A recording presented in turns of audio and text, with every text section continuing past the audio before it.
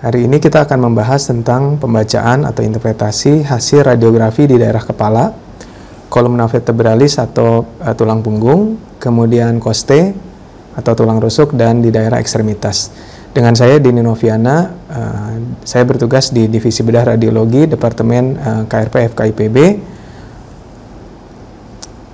Dini, sedikit CV singkat atau riwayat hidup singkat saya. Saya menyelesaikan pendidikan dokter hewan di FKIPB tahun 97, kemudian menyelesaikan program S3 di Yamaguchi University di Jepang, kemudian mendapatkan gelar akademik di Guru Besar tahun 2014, kemudian yang terakhir 2017 itu mendapatkan Diplomate Asian College of Veterinary Internal Medicine, atau sering disebut spesialis untuk bidang kardiologi penyakit dalam.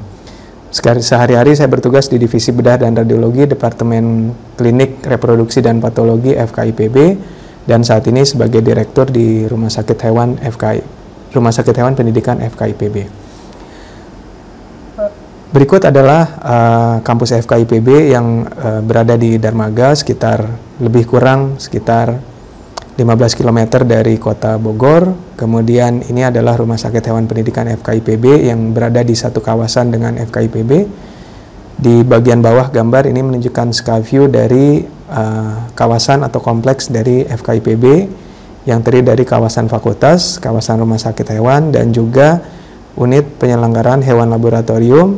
Dan ada satu lagi itu kawasan untuk komersial, yaitu memproduksi vaksin dengan nama IPB Sigeta Animal Pharmaceutical.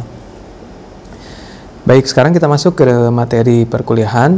Materi perkuliahan hari ini seperti tadi disampaikan di slide awal, yaitu akan membahas tentang daerah kepala, kemudian tulang punggung, kemudian costae, ekstremitas, dan daerah-daerah persendian. Sebagian besar gambar yang akan ditampilkan di sini itu berasal dari buku yang sudah kami siapkan dalam bentuk cetak dengan judul Atlas of Normal Radiography in Dog and Cat, yang disusun oleh tim kami dari Divisi Bedah dan Radiologi FKIPB dengan juga dibantu oleh dokter dari beberapa klinik. Berikut adalah struktur skeletal dari seekor anjing. Di sini adalah daerah untuk kepala, kemudian daerah untuk kolumna vertebralis, dimulai dari os vertebrae cervicalis, thoracalis, lumbal, sampai dengan yang terakhir adalah os coccygia. Kemudian di daerah kaki depan dimulai nanti dari humerus, dimulai dari scapula, kemudian humerus, kemudian daerah radius ulna, karpal, metakarpal, dan seterusnya. Kemudian kaki belakang di sini ada 3 tulang, ada os ilium, ischium, dan os pubis. Kemudian ada os femur, kemudian ada tulang kecil di sini patella, kemudian tibia fibula, daerah tarsal, kemudian daerah metatarsal, dan sampai dengan ke bawah untuk digit. Ini skeletal yang sama untuk struktur tulang, tapi untuk hewan kucing. Sebagian besar strukturnya antara anjing dan kucing hampir sama, baik dari sisi jumlah, terutama untuk daerah-daerah tulang punggung, di mana os vertebrae cervicalis ada 7, thoracalis ada 13, lumbal ada 7 juga, dan seterusnya. Ini jumlah tulangnya sama. Baik, kita masuk sekarang ke pembahasan atau interpretasi radiografi di daerah kepala. Daerah kepala ini memang strukturnya cukup kompleks, sehingga menyebabkan interpretasi di radiografi kepala ini perlu kehati-hatian. Kemudian terdapat perbedaan atau variasi dari setiap spesies. Kita lihat dari spesies yang sama saja, katakanlah anjing, juga berbeda ras, maka akan berbeda struktur tulangnya. Jadi contoh anjing brachycephalic, misal anjing-anjing yang katakanlah bisa disebut pesek, seperti anjing boxer, anjing pug, kemudian anjing bulldog, itu akan berbeda struktur tulangnya nanti dengan anjing-anjing yang hidungnya relatif panjang, seperti anjing collie, kemudian anjing Doberman, anjing German Shepherd, dan sebagainya. Kemudian seringkali struktur tulang di kepala ini terhalang satu dengan yang lain. Jadi atau sering disebut namanya superimpose. Berikutnya slide yang menunjukkan posisi pengambilan gambar dari arah lateral view untuk daerah kepala. Kita lihat di gambar yang atas adalah untuk anjing, sementara yang di bawah ini adalah untuk kucing. titik tengah dari pengambilan gambar tersebut itu nanti disesuaikan dengan bagian tulang atau bagian kepala mana yang akan dilakukan pengambilan gambar. Berikut ini adalah hasil gambar atau hasil radiogram dari pengambilan kepala untuk anjing.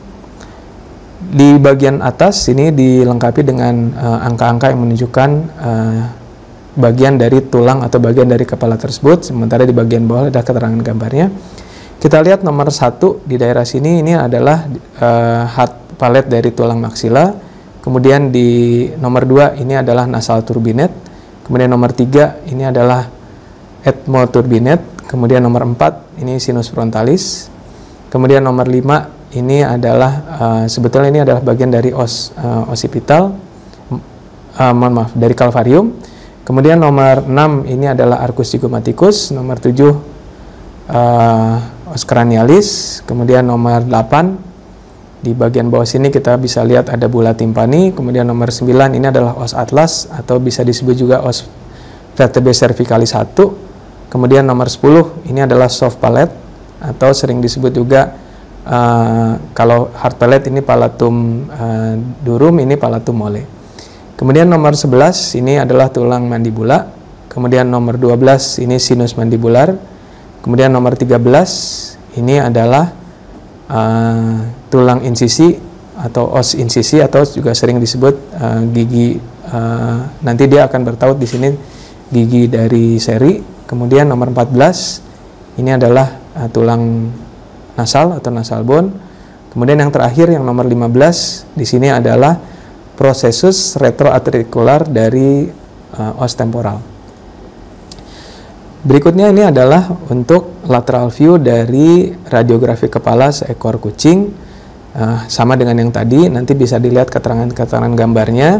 Dimulai dari nomor 1 ini adalah heart palate, kemudian diakhiri dengan nomor 14. Nomor 14 ini di sini adalah arcus zygomaticus.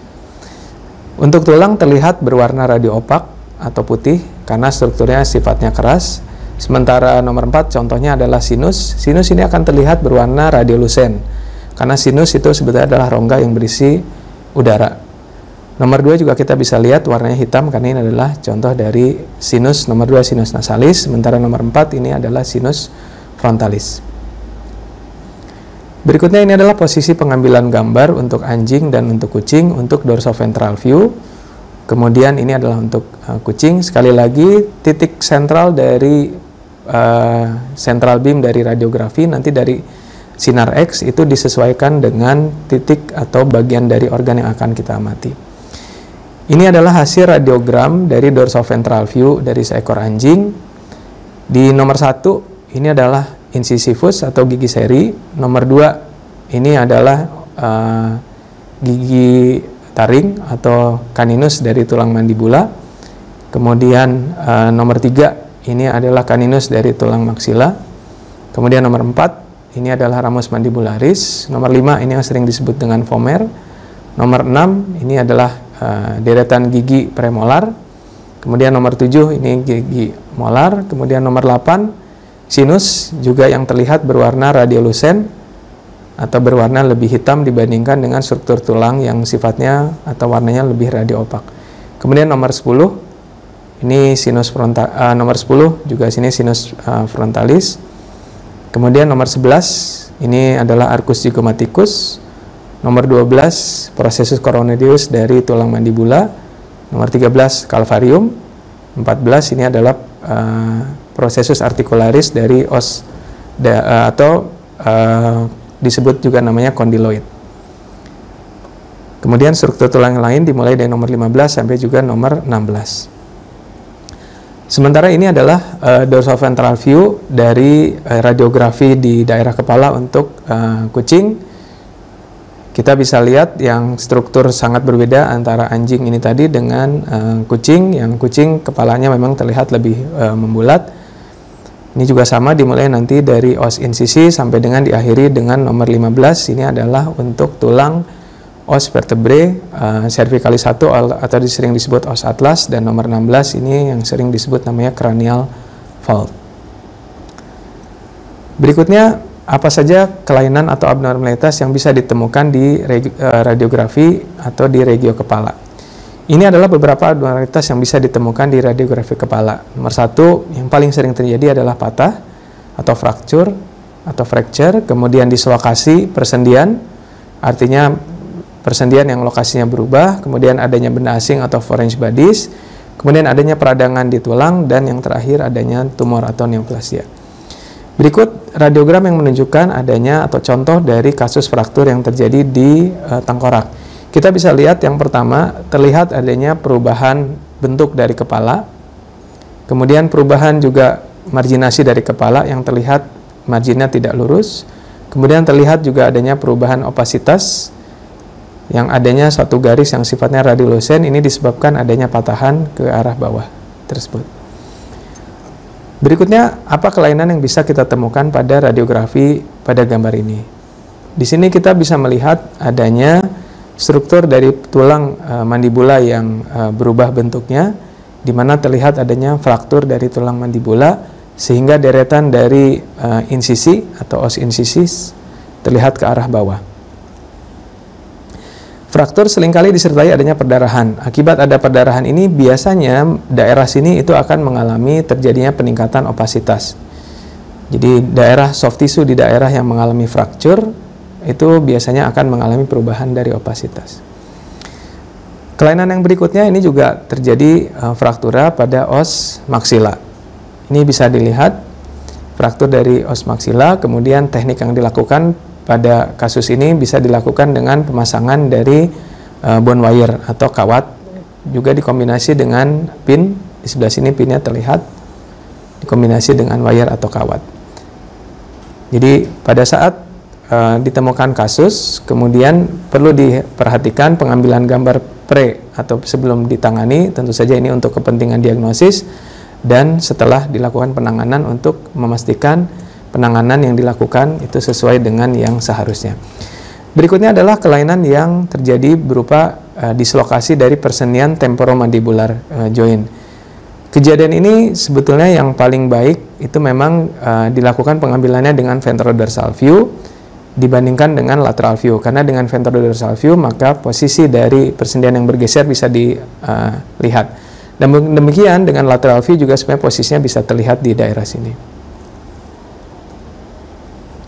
Berikutnya kelainan yang juga terjadi di daerah kepala adalah terjadinya peradangan yang terjadi di daerah tulang.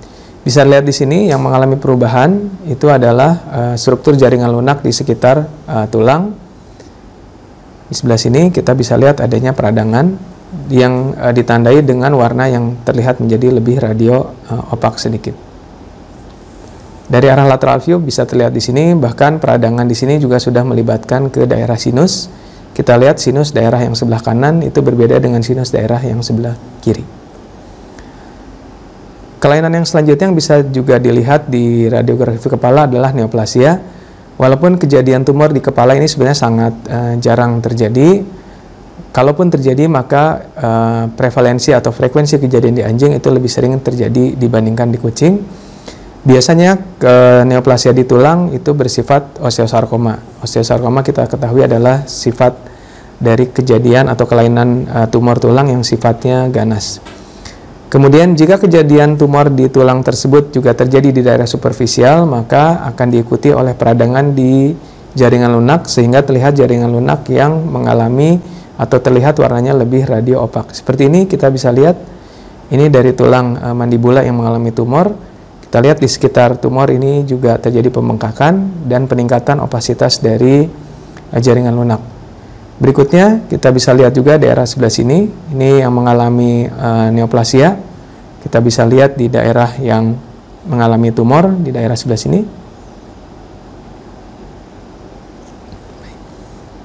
Di daerah sini kita juga bisa lihat daerah yang mengalami neoplasia. Selanjutnya kita akan membahas tentang interpretasi radiografi di kolumna vertebralis atau tulang punggung. Pada hewan kecil, dalam hal ini anjing dan kucing, kolumna vertebralis tersusun atas sekitar 50 tulang vertebrae yang tadi dari 7 tulang cervicalis, kemudian 13 di tulang thoracalis, 7 lumbal, dan 3 tulang sakral, kemudian tulang kaudal atau coccygialis yang jumlahnya bervariasi.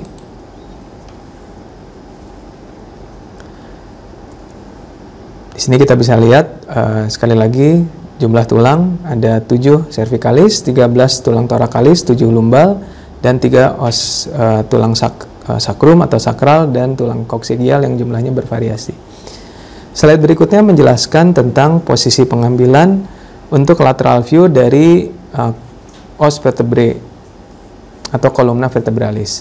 Ini untuk hewan anjing. Sekali lagi, titik tengah itu disesuaikan dengan posisi pengambilan. Katakanlah kalau kita ingin mengambil kolumna dari cervicalis, maka titik tengah ini akan bergeser ke sebelah sini. Kemudian gambar yang bawah ini menunjukkan posisi pengambilan untuk kucing, juga dari arah lateral view untuk vertebral column atau os columna vertebralis.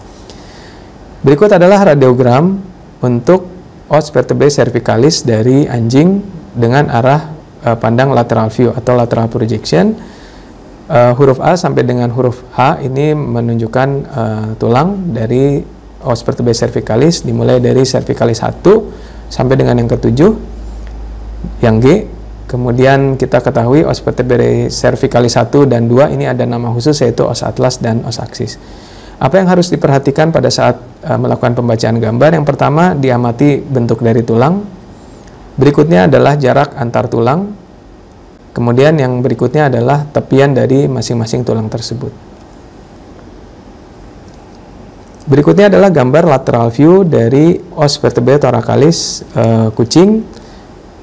Di bagian atas ini adalah huruf yang menunjukkan tulang tersebut, kemudian di bagian bawah adalah penamaan dari tulang tersebut.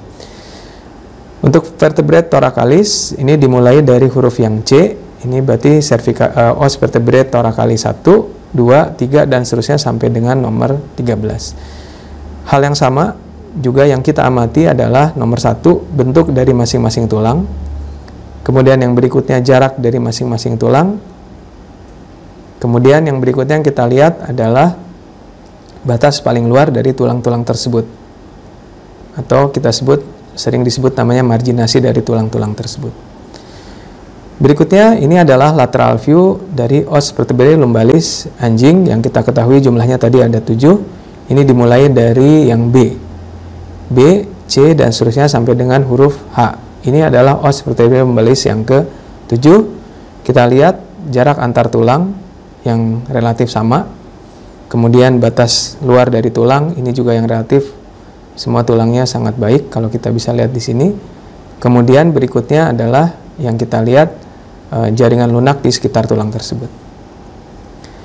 Berikutnya adalah posisi pengambilan gambar untuk anjing dan untuk kucing dengan arah ventrodorsal view untuk os vertebrae, os vertebralis. Berikutnya adalah radiogram dari ventrodorsal view dari os vertebrae cervicalis dari anjing.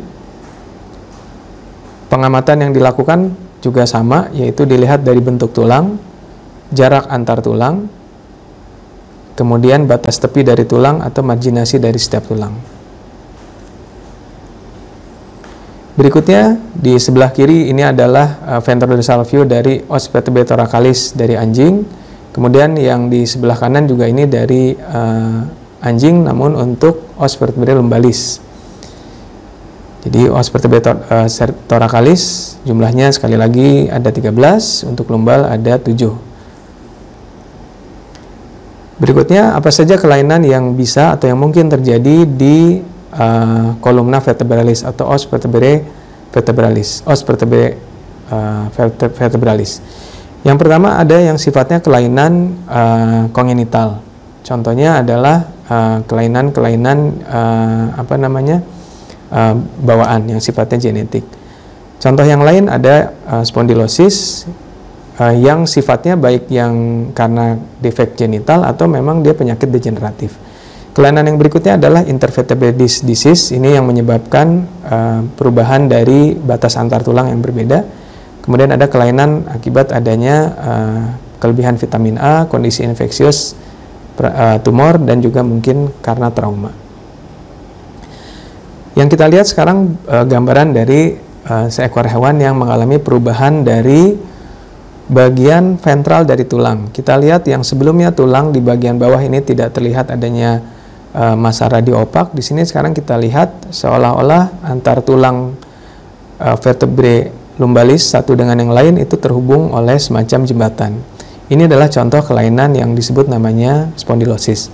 Spondylosis ini terjadi akibat adanya pengerasan dari tulang lawan di daerah sini. Ini biasanya penyakit degeneratif yang terjadi pada hewan yang berusia tua. Berikutnya kelainan yang terjadi yang juga dapat terjadi di kucing adalah kelainan yang disebut dengan hipervitaminosis vitamin A. Ini biasanya terjadi pada kucing akibat intake yang berlebih, sehingga menyebabkan terjadinya eksostosis dari tulang vertebrae cervicalis dan thoracalis, bahkan bisa sampai di seluruh kolumna. Eksostosis ini artinya semacam adanya pertumbuhan tulang di bagian luar dari tulang tersebut. Gitu ya. Gejala klinis yang bisa ditemukan pada hewan yang mengalami kelainan akibat eksostosis ini biasanya leher yang mengalami kekakuan, kemudian adanya ataksia dan juga adanya paralisis atau kelumpuhan. Sering juga melibatkan alat gerak, tulang rusuk, dan juga persendian. Berikutnya ini adalah kelainan yang terjadi akibat adanya kondisi infeksius. Ini yang disebut namanya dengan osteomyelitis atau spondylitis. Terlihat adanya kerusakan tulang, kemudian terlihat adanya juga pada beberapa bagian terlihat adanya pembentukan tulang baru. Kita bisa lihat juga di sini adanya perubahan dari tulang. Di sini kemungkinan ini adalah vertebrae lumbalis yang satu, ini kedua, ini ketiga, ini keempat. Kita bisa lihat di sini ada perubahan pada tulang os vertebrae lumbalis yang ketiga. Di sini kelainan yang terjadi adalah berupa neoplasia atau tumor di daerah lumbalis yang ketiga. Berikutnya kita masuk di interpretasi radiografi tulang koste atau tulang rusuk. Tulang rusuk sering mengalami kejadian yang disebut dengan fraktur atau patah, biasanya akibat kecelakaan, lalu lintas, atau bahkan mungkin hewan jatuh dari tempat yang tinggi. Kerusakan di sekitar tulang juga biasanya disertai dengan kerusakan di sekitar jaringan lunak di sekitar, sehingga menyebabkan adanya peningkatan densitas. Kejadian tumor pada tulang rusuk jarang terjadi. Kemudian ada juga kelainan yang lain, itu terjadi adanya osifikasi atau adanya kalsifikasi dari tulang rawan atau disebut kartilago kostokondral yang jarang sekali diikuti atau tanpa diikuti gejala klinis. Ini contoh kejadian tumor di tulang koste. Bisa dilihat dari seekor anjing. Berikutnya kita masuk ke interpretasi radiografi di daerah ekstremitas dan persendian. Nah, untuk ekstremitas dan persendian, maka kita perlu memperhatikan pengambilan gambar dengan teknik pengambilan yang baik. Jadi yang perlu kita perhatikan adalah masalah dari posisi hewan, di mana hewan atau bagian kaki yang mengalami lesio, maka bagian lesio tersebut itu harus menjadi titik tengah atau titik sentral. Kemudian berikutnya sebaiknya kita melakukan pengambilan gambar juga untuk hewan atau bagian hewan yang sehat. Contoh hewan yang mengalami fraktur adalah kaki kiri, maka sebaiknya kaki kiri dan kaki kanan itu diambil sekaligus.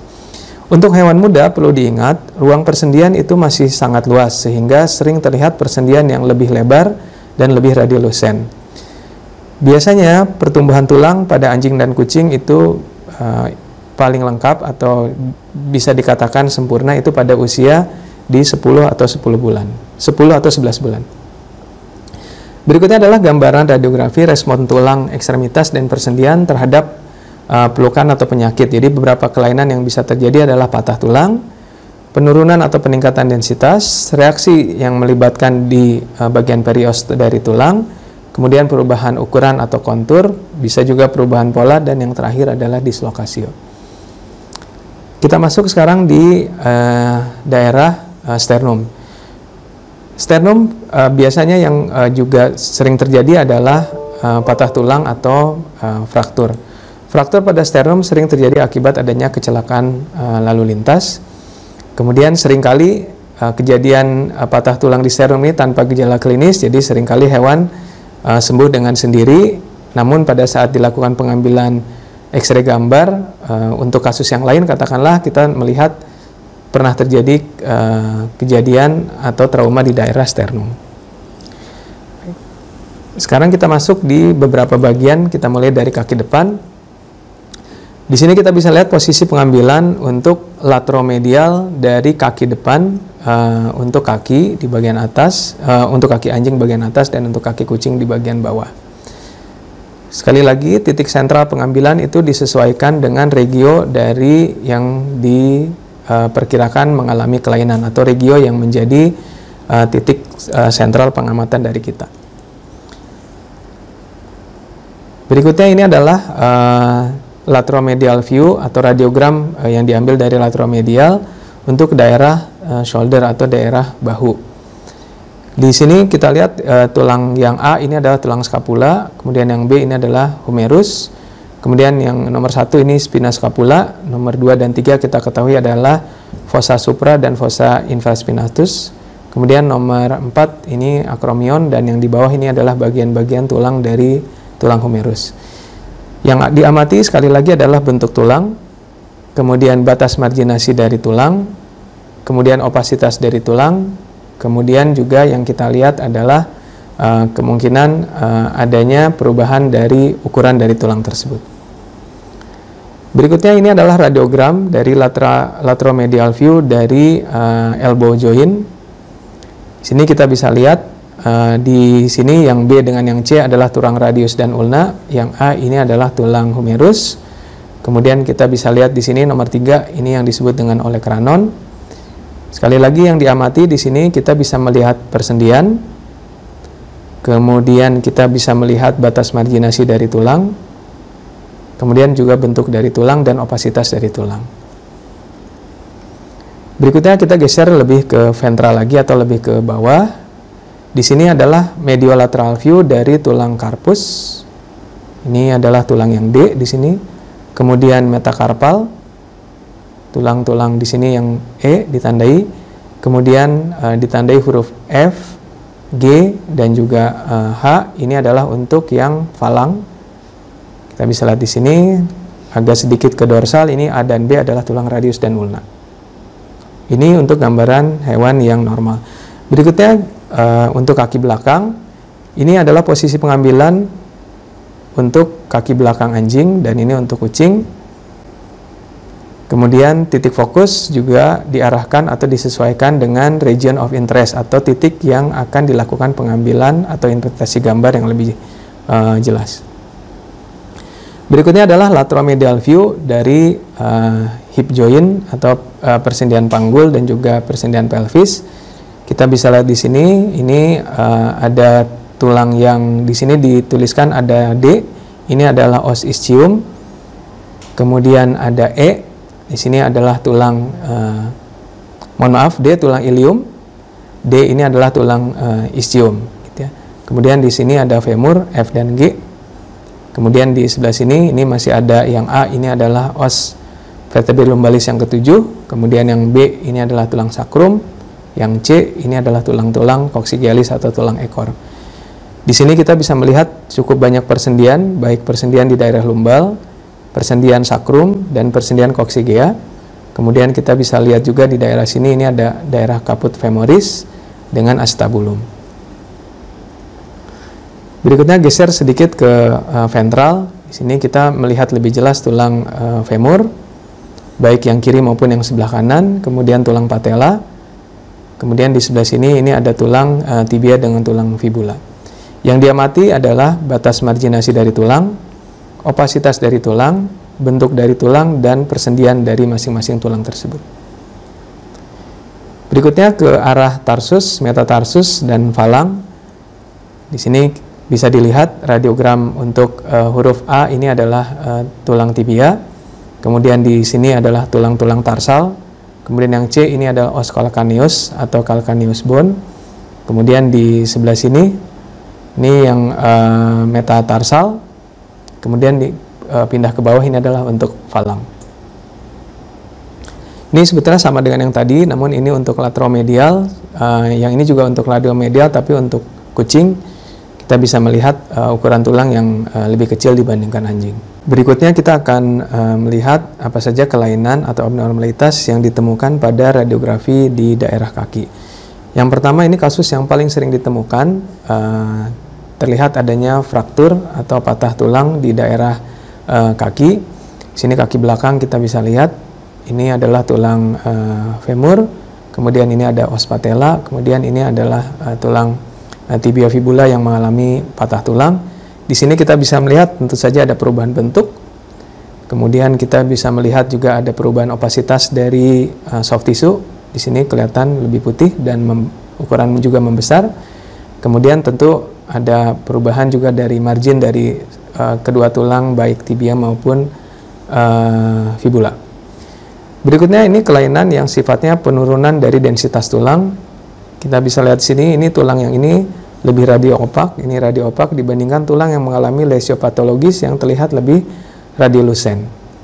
Biasanya tulang-tulang yang seperti ini itu terjadi akibat adanya mungkin penyakit metabolik, peradangan, atau juga mungkin karena adanya neoplasia. Di sini kita lihat adanya perubahan dari marginasi, kemudian perubahan juga dari opasitas yang terlihat sangat signifikan. Berikutnya adalah yang terjadi justru sekarang dibalik, yaitu peningkatan densitas. Peningkatan densitas ini biasanya berhubungan dengan peningkatan mineralisasi. Hal ini bisa diakibatkan adanya proses suatu penyakit pada tulang, atau bisa juga respon akibat trauma atau stres yang sudah berlanjut. Jadi bukan yang sifatnya akut. Sklerosis biasa digunakan untuk menggambarkan adanya peningkatan densitas tulang pada radiografi. Penyakit atau trauma akan menyebabkan peningkatan atau penurunan pada densitas tulang, dan ini dapat terjadi atau terlihat pada satu tulang, dan ini juga bisa berhubungan dengan infeksi atau neoplasia.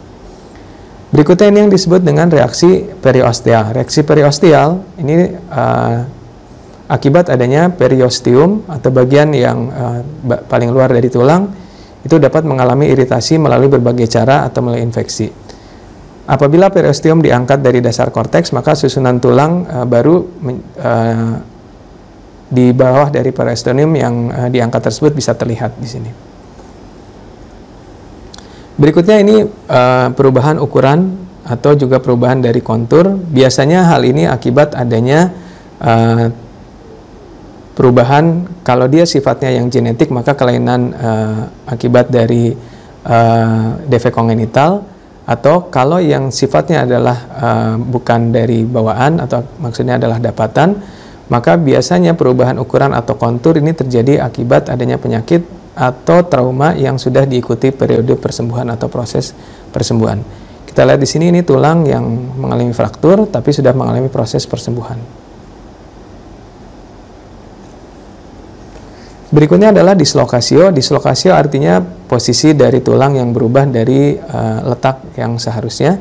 Kita bisa lihat di sini, ini adalah tulang femur.